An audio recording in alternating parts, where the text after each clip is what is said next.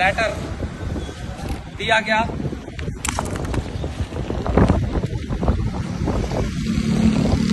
ये allotment letter दिया गया कि आप जाएं।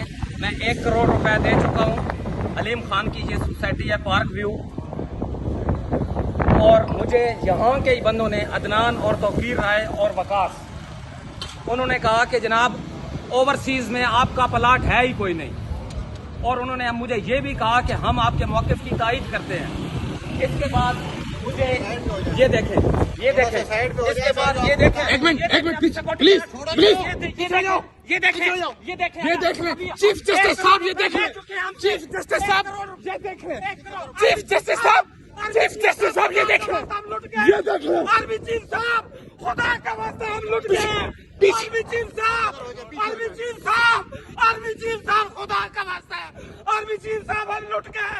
1 करोड़ रुपए मैं दे चुका हूँ, 1 करोड़ रुपए मैंने दिए, और मुझे ये प्लाट दिखाने के लिए गए तो कहते प्लाट है ही कौन। खुदाया मैं कहाँ जाऊँ, ओ खुदाया मैं कहाँ जाऊँ।